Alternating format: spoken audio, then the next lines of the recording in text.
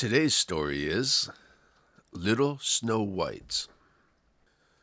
Once upon a time, in the middle of winter, when the flakes of snow were falling like feathers from the clouds, a queen sat at her palace window, which had an ebony black frame, stitching her husband's shirts. While she was thus engaged and looking out at the snow, she pricked her finger, and 3 drops of blood fell upon the snow. Now the red looked so well upon the white that she thought to herself, "Oh, that I had a child as white as this snow, as red as this blood, and as black as the wood of this frame." Soon afterwards a little daughter came to her, who was as white as snow, and with cheeks as red as blood, and with hair as black as ebony, and from this she was named Snow White. And at the same time her mother died. About a year afterwards, the king married another wife, who was very beautiful, but so proud and haughty that she could not bear anyone to be better looking than herself. She owned a wonderful mirror, and when she stepped before it and said, "Mirror, mirror on the wall, who's the fairest of us all?" it replied, "The queen is the fairest of the day." Then she was pleased, for she knew that the mirror spoke truly. Little Snow White, however, grew up and became prettier and prettier, and when she was 7 years old, she was as fair as the noonday and more beautiful than the queen herself. When the queen now asked her mirror, "Mirror, mirror on the wall, who is the fairest of us all?" it replied, "The queen was fairest yesterday. Snow White is the fairest now, they say." This answer so angered the queen that she became quite yellow with envy. From that hour, whenever she saw Snow White, her heart was hardened against her, and she hated the little girl. Her envy and jealousy increased, so that she had no rest day or night. And she said to a huntsman, "Take the child away into the forest. I will never look upon her again. You must kill her, and bring her heart and tongue for a token." The huntsman listened and took the maid away.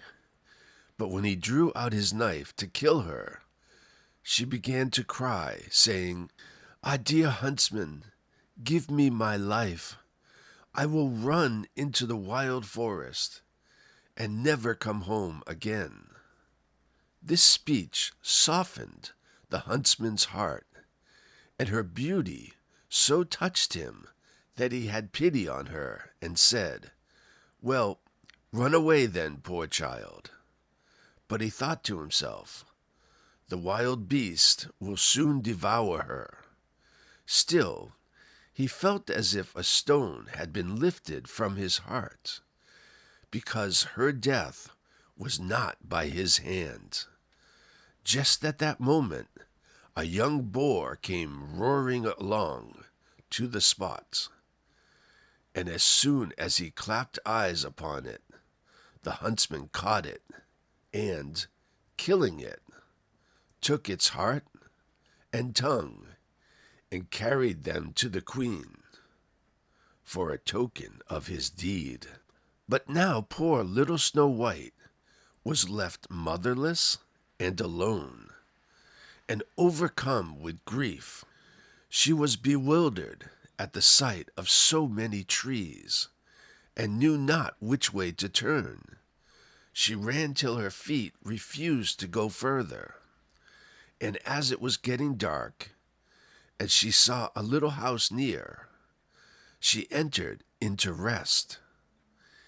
In this cottage, everything was very small, but very neat and elegant. In the middle stood a little table with a white cloth over it, and 7 little plates upon it, each plate having a spoon and a knife and a fork. And there were also 7 little mugs. Against the wall were 7 little beds arranged in a row, each covered with snow-white sheets. Little Snow White, being both hungry and thirsty, ate a little morsel of porridge out of each plate, and drank a drop or 2 of wine out of each mug, for she did not wish to take away the whole share of anyone. After that, because she was so tired, she laid herself down on one bed, but it did not suit. She tried another, but that was too long. A 4th was too short, a 5th too hard, but the 7th was just the thing, and tucking herself into it, she went to sleep, first saying her prayers as usual. When it became quite dark, the owners of the cottage came home, 7 dwarfs, who dug for gold and silver in the mountains. They first lighted 7 little lamps, and saw at once, for they lit up the whole room, that somebody had been in, for everything was not in the order in which they had left it. The first asked, "Who has been sitting on my chair?" The second, "Who has been eating off my plate?" The third said, "Who has been nibbling at my bread?" The fourth, "Who has been at my porridge?" The fifth, "Who has been meddling with my fork?" The sixth grumbled out, "Who has been cutting with my knife?" The seventh said, "Who has been drinking out of my mug?" Then the first, looking around, began again. "Who has been lying on my bed?" he asked, for he saw that the sheets were tumbled. At these words the others came, and looking at their beds, cried out too, "Someone has been lying in our beds." But the 7th little man, running up to his, saw Snow White sleeping in it. So he called to his companions, who shouted with wonder and held up their 7 lamps, so that the light fell upon the little girl. "Oh heavens, oh heavens," they said, "what a beauty she is!" And they were so much delighted that they would not awaken her, but left her to sleep. And the 7th dwarf, in whose bed she was, slept with each of his fellows 1 hour, and so passed the night. As soon as morning dawned, Snow White awoke, and was quite frightened when she saw the 7 little men. But they were very friendly, and asked her what she was called. "My name is Snow White," she replied. "Why have you come into our cottage?" they asked. Then she told them how her stepmother would have had her killed, but the huntsman had spared her life, and how she had wandered about the whole day, until at last she had found their house. When her tale was finished, the dwarf said, "Will you look after our household? Be our cook, make the beds, wash, sew, and knit for us?" and keep everything in neat order. If so, we will keep you here, and you shall want for nothing." And Snow White answered, "Yes, with all my heart and will." And so she remained with them, and kept their house in order. In the morning the dwarfs went into the mountains and searched for silver and gold, and in the evening they came home, and they found their meals ready for them. During the day the maiden was left alone, and therefore the good dwarfs warned her and said, "Be careful of your stepmother, who will soon know of your being here, so let nobody enter the cottage." The queen, meanwhile, supposing that she had eaten the heart and tongue of her stepdaughter, believed that she was now, above all, the most beautiful woman in the world.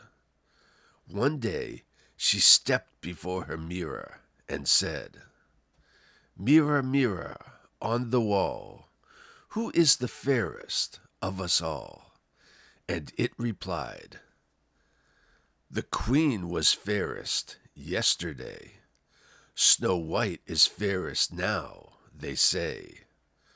The dwarfs protect her from thy sway, amid the forest far away." This reply surprised her, but she knew that the mirror spoke the truth. She knew, therefore, that the huntsman had deceived her, and that Snow White was still alive. So she dyed her hair and clothed herself as a peddler woman, so that no one could recognize her. And in this disguise she went over the 7 hills to the house of the 7 dwarfs. She knocked at the door of the hut and called out, "Fine goods for sale, beautiful goods for sale." Snow White peeped out of the window and said, "Good day, my good woman. What have you to sell?" "Fine goods, beautiful goods," she replied, "stays of all colors." And she held up a pair, which were made of many colored silks. "I may let in this honest woman," thought Snow White, and she unbolted the door and bargained for 1 pair of stays. "You can't think, my dear, how they become you," exclaimed the old woman. "Come, let me lace them up for you." Snow White suspected nothing, and let her do as she wished.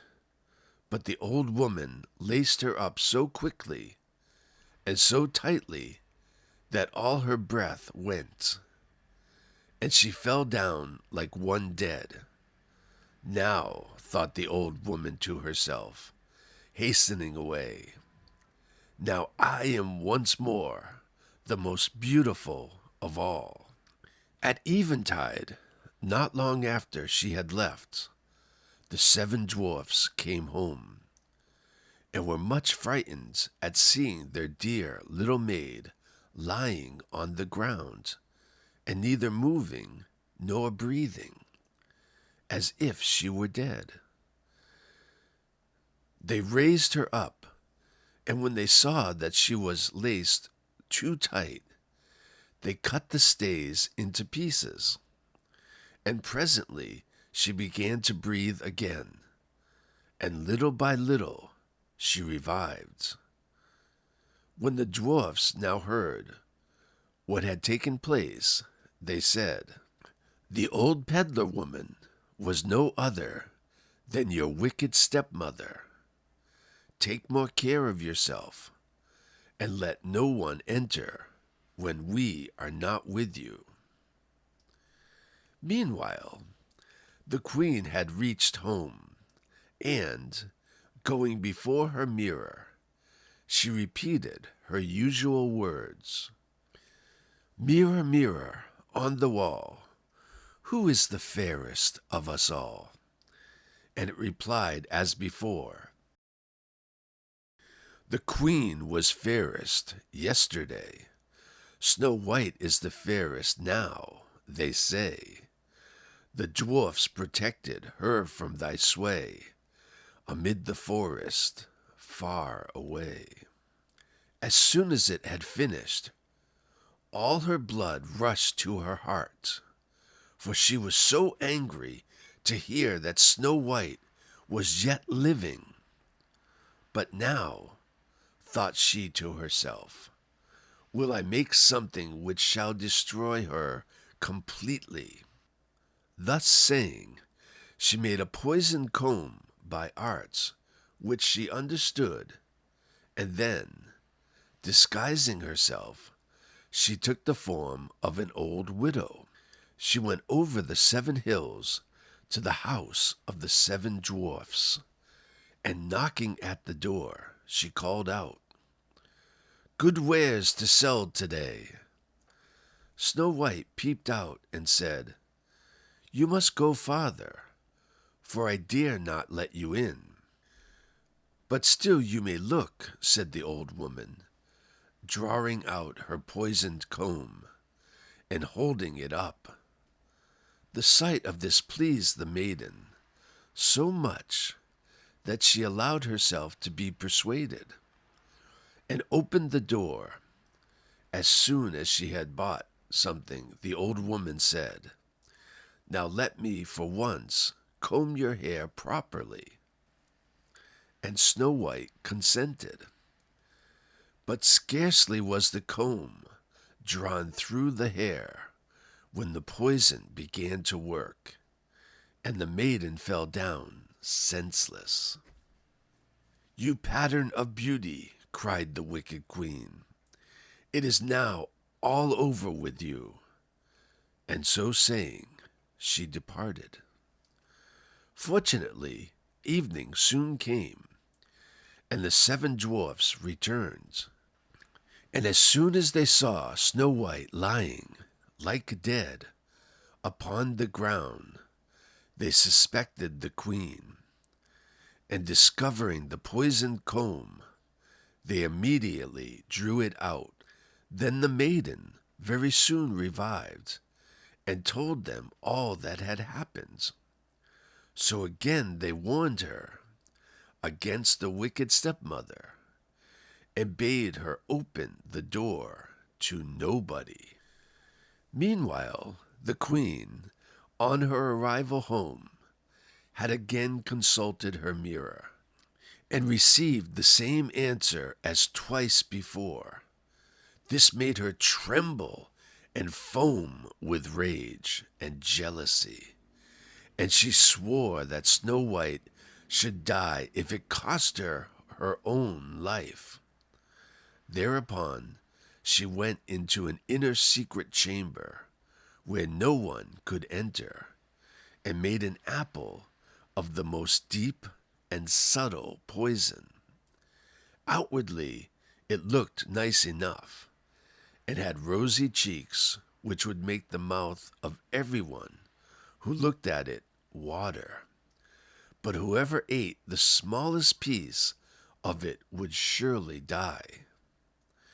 As soon as the apple was ready, the queen again dyed her face, and clothed herself like a peasant's wife, and then over the 7 mountains to the house of the 7 dwarfs she made her way. She knocked at the door, and Snow White stretched out her head and said, "I dare not let anyone enter. The 7 dwarfs have forbidden me." "This is hard on me," said the old woman, "for I must take back my apples. But there is one which I will give you." "No," answered Snow White. "No, I dare not take it." "What are you afraid of?" cried the old woman. "There, see, I will cut the apple in halves. Do you eat the red cheeks, and I will eat the core." The apple was so artfully made that the red cheeks alone were poisoned. Snow White very much wished for the beautiful apple, and when she saw the woman eating the core, she could no longer resist, but, stretching out her hand, took the poisoned part. Scarcely had she placed a piece in her mouth when she fell down dead upon the ground. Then the queen, looking at her with glittering eyes and laughing bitterly, exclaimed, "White as snow, red as blood, black as ebony, this time the dwarfs cannot reawaken you." When she reached home and consulted her mirror, "Mirror, mirror on the wall, who is the fairest of us all?" it answered, "The queen is the fairest of the day." Then her envious heart was at rest, as peacefully as an envious heart can rest. When the little dwarfs returned home in the evening, they found Snow White lying on the ground, and there appeared to be no life in her body. She seemed to be quite dead. They raised her up, and they tried if they could find anything poisonous. They unlaced her, and even uncombed her hair, and washed her with water and with wine. But nothing availed. The dear child was truly and really dead. Then they laid her upon a bier, and all seven placed themselves around it, and wept for 3 days without ceasing. Then they prepared to bury her. But she looked still fresh and lifelike, and even her red cheeks had not deserted her. So they said to one another, "We cannot bury her in the black ground." Then they ordered a case to be made of glass, and in this they could see the body on all sides, and the dwarfs wrote her name with golden letters upon the glass, and saying that she was a king's daughter. Now they placed the glass case upon the ledge of a rock, and one of them always remained by, watching. Even the birds bewailed the loss of Snow White. First came an owl, then a raven, and last of all, a dove. For a long time, Snow White lay peacefully in her case, and changed not, but looked as if she were only asleep, for she was still white as snow, red as blood, and black-haired as ebony. By and by, it happened that a king's son was traveling in the forest, and came to the dwarf's house to pass the night. He soon saw the glass case upon the rock, and the beautiful maiden lying within, and he read also the golden inscription. When he had examined it, he said to the dwarfs, "Let me have this case, and I will pay you what you like for it." But the dwarfs replied, "We will not sell it for all the gold in the world."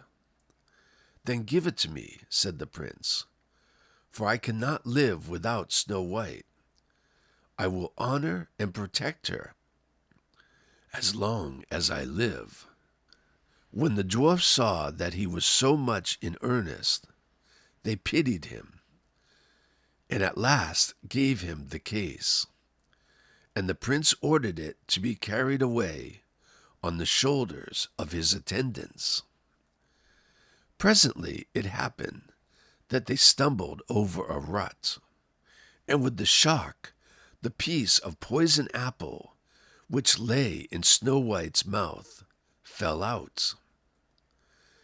Very soon she opened her eyes, and raising the lid of the glass case, she rose up and asked, "Where am I?"